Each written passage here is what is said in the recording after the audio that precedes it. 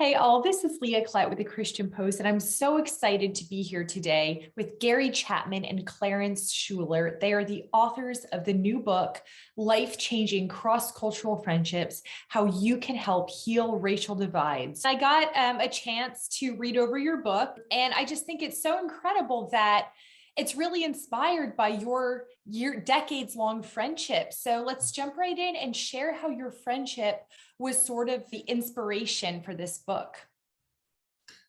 Well, actually, a lady who was really concerned about diversity, she said, because of Gary and your friendship, you guys ought to write a book together.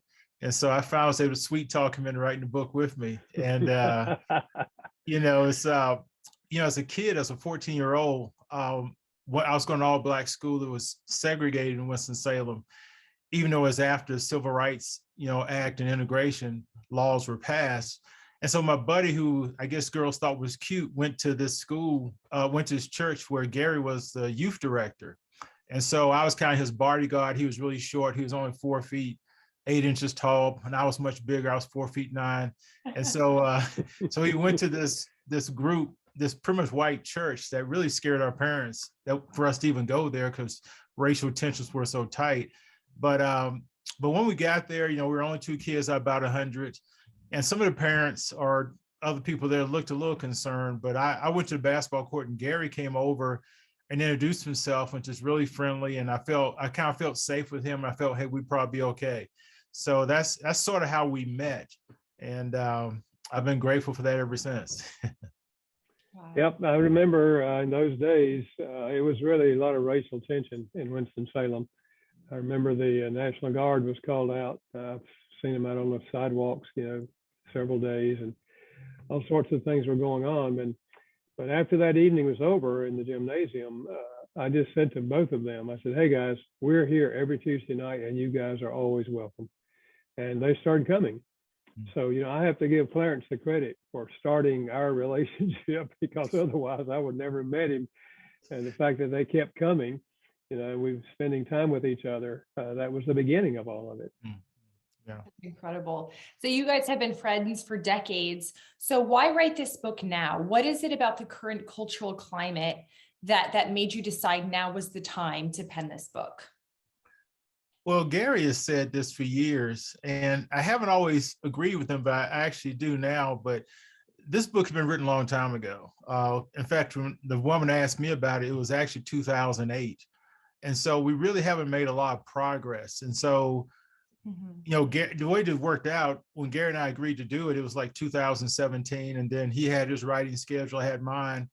And then we thought the book was ready. They pushed it back even a year, but it seems to be God's timing. So I guess Gary was correct when he said anytime's a good time for his book. But it does seem right now, with people so divided, you have people who are for critical race theory, some who are against it. You have some for 1619 Project, some against it.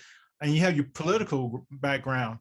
And so I think what Gary and I are trying to do, we say our friendship should really supersede all of that, especially if we're Christians.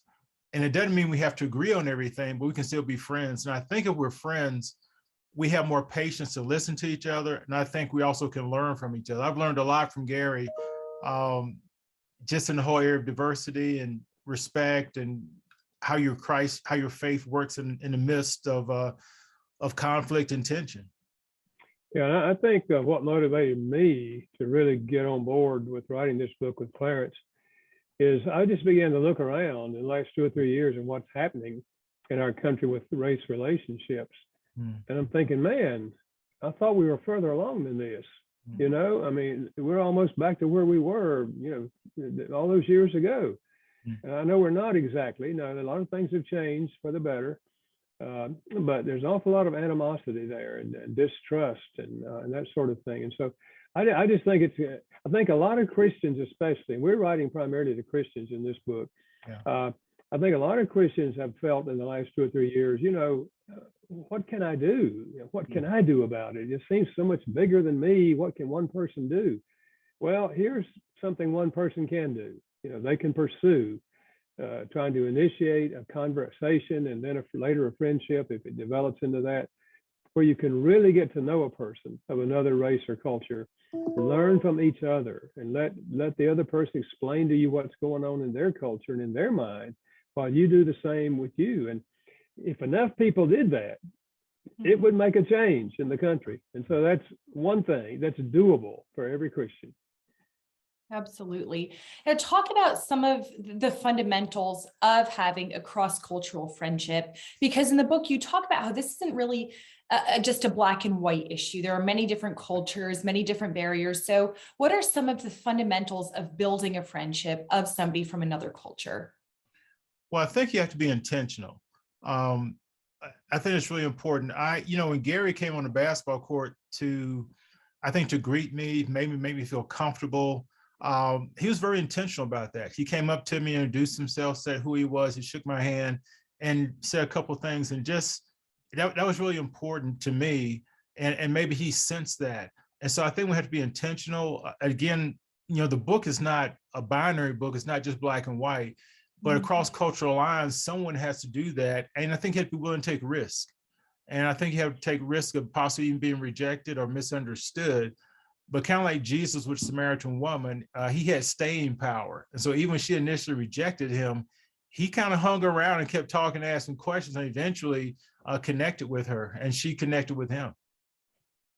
Yeah, I think many Christians, we all encounter people of different races or cultures, depending on what part of the country we live in, because it's many cultures in our society, and so we have some encounter. We're passing each other here or there in the grocery store or church or wherever. But what we're saying is, let's take it a step further than just saying, hi, how are you? Is everything okay? Yeah, everything's okay. Let's just start a conversation and ask questions of someone of a different race or culture and just see what God does.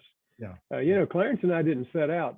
I mean, at his age or my age, either one, we didn't set out to say, let's build a lifelong friendship. We just start out by treating each other with dignity and respect and treating them like they were a friend. And eventually we became friends. Yeah. So I think if Christians can get the picture that, we're all God's children, if we've accepted Christ, we're going to spend eternity in heaven. So let's get to know people, Christians and non-Christians, because sometimes beginning a friendship and conversation with someone that's not a Christian, if they see that you're respecting them and interested in them, they may be interested in your God, So as Christians, we're always thinking evangelism, and discipleship, with whomever we encounter. But that doesn't mean if they don't accept Christ, we're to have nothing to do with them. No. Exactly. We're going to stick with them as long as they stick with us. Yeah, that's good. Now, talk about the importance of words. And the power of words when we're building these friendships. I thought it was so interesting in the book how you talk about how it's not always helpful to say things like, well, I'm colorblind, right? So talk more about this idea. Well, let's get to the colorblind thing, but Gary, why don't you tell Leah the words you used when you first met James and me, or you can't pick us up for the first time. Talk about that word. Yeah, I drove up in front of Clarence's house, and he and James, his friend, were sitting on the porch. And I got out of my car and I was walking down the sidewalk toward the house, and I said, "You boys ready to go?" And his friend James said, "I ain't no boy." And I stopped and I said, "Okay, James, I think we need to talk." And I said, "But let's hold it because we got to get to the meeting. And after the meeting's over, you and Clarence and I'll talk because I want to hear what you got to say, man. Okay." And so that night after it was over, Clarence, I don't know, we may have talked 2 hours. Yeah. Wow. And Clarence, you tell us how James and what you were feeling with that word. Well, the thing was, the funny part about it was we were boys. I mean, I was 14. I think James was 13, even though he was about 6'2". But the thing was, we'd seen our dads, grown men, call boys in a very demeaning way. And Gary didn't know that or understand that. So in our culture, the rule was you don't let any white person call you boy, even if you are a boy, because it's demeaning. And so we had that conversation, and again, that's what blessed us, James and me, to be with Gary, because here you have this grown man taking time to want to know our perspective during a time of tremendous racial tension. So we sat down, he shared his perspective, which we understood, and then we shared ours. And then, and he never called us boy again. And even though after that, he could have, and we would have understood. So I think it's taking time to work through conflict and differences. And in that case, we agreed, but there are other times you can have conflict and you may agree to disagree. In regards to colorblind, I do a lot of diversity consulting and training for organizations. And a lot of people, and I think most, have good intentions when they say colorblind, and they're trying to think about equality. But for people of color, and we've also learned this for women, when people talk about we're all the same, or I don't see, or colorblind, we tend to interpret that as you don't see me, or you don't value me, which is not what they really intend, but it comes across that way. And then the other question is, if you're colorblind, then are we all the same? And we really aren't. And so I think I think we need to learn to celebrate differences, because God does in 1 Corinthians 12, when he talks about spiritual gifts, differences are really a plus to the body. But with those differences, if you're going to have biblical unity, you also have an interdependency. And so I need Gary, he needs me, we learn from each other. And it was funny, I could see Gary was white, but back then we weren't used to anybody white being nice to us. So I was trying to process that whole idea of him being white, but he definitely was not Black. So I knew that. So colorblind is really not the best term to use in building cross-cultural relationships. So talk about how we define and sort of live out the word love when it comes to cross-cultural friendships. Well, I think there are a few words in the English language more important than the word love, and more misunderstood than the word love. We think of romantic love, we think of a lot of the ways we use the word, but as Christians, the word love is not a feeling. It's an attitude. At least it doesn't begin with a feeling. It begins with an attitude. And it's the attitude that Christ had, when he left heaven, came to earth, got on level ground with us, and then humbled himself to death on a cross. And so he said that you love others like I love you. And he loved us when we were unlovely. We weren't seeking him. He reached out to seek us. So love in the Bible is an attitude that I want to enrich the lives of the people whom I encounter on a regular basis in my life. I want to do something to enrich their lives. And when I reach out to seek to enrich their lives, if they can find out why and how I can do that, then yes, it does create emotion inside of them. When we feel love, then we have warm feelings toward that person. We have gratitude toward that person for reaching out to us. But it doesn't begin with a warm feeling. Like falling in love begins with a feeling, but not this kind of love. It begins with an attitude and then appropriate behavior.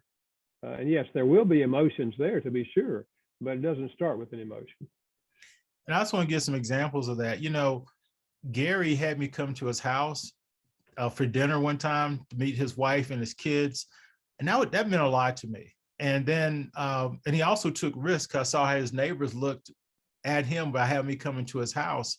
Because remember, we were still segregated back then.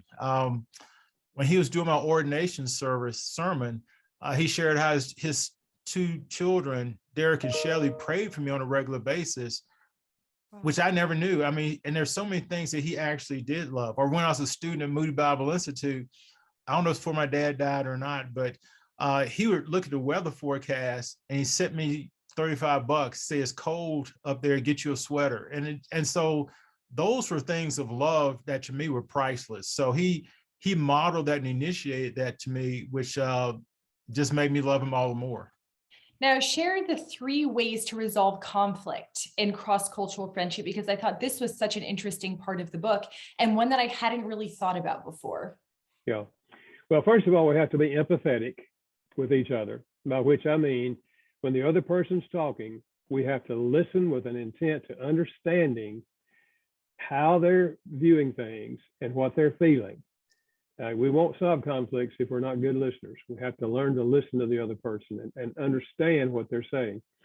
But once we've heard each other out, And we can say, like I said to Clarence and James that night, or early on, I said, hey guys, I get it now. I get it. I see what you're saying. I see how that's offensive to you. And I said, but if I were picking up two white guys at your age, I'd have called them boys. I said the same thing, and they understood me. So how do we solve it? Well, I decided, man, I'm not going to use that word again now that I understand that.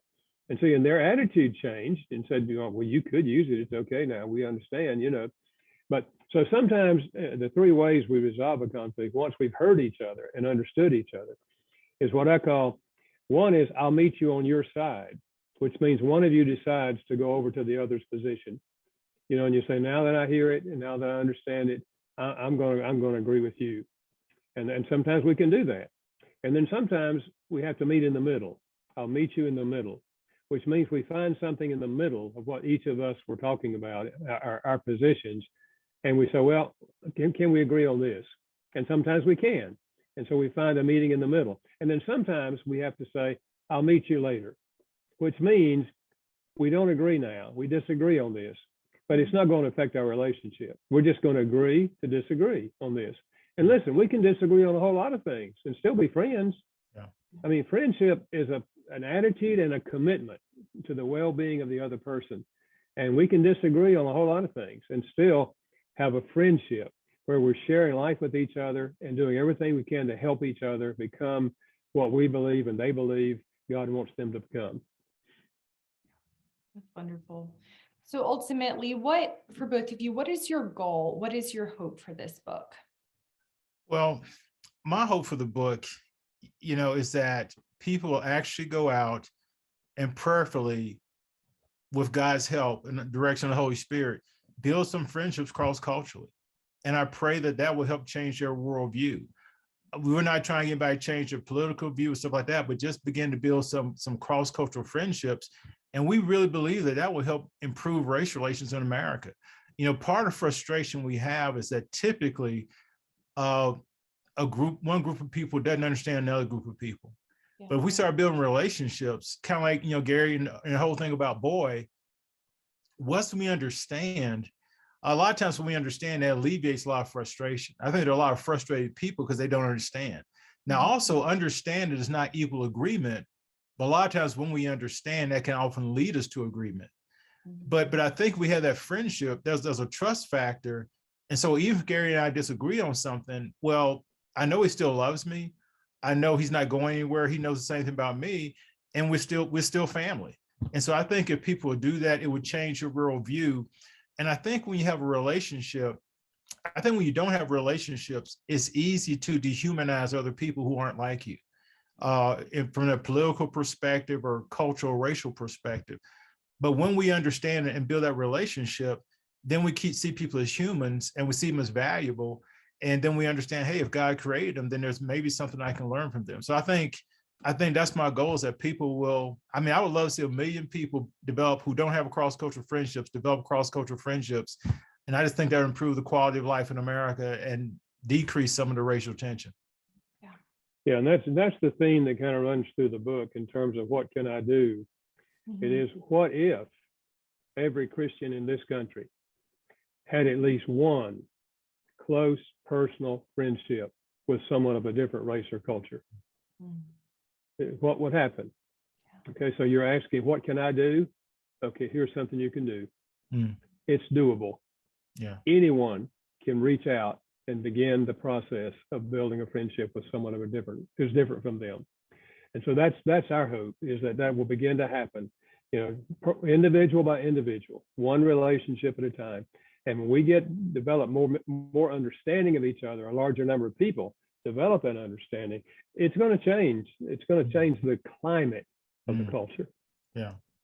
Yeah, I think it would also create more patience, and I just think it can be a great thing. And then as you build cross-cultural friendships, it doesn't just impact those two people, but it impacts their families, mm-hmm. and then their friends as well. So it just has almost a multi-generational impact if we do this.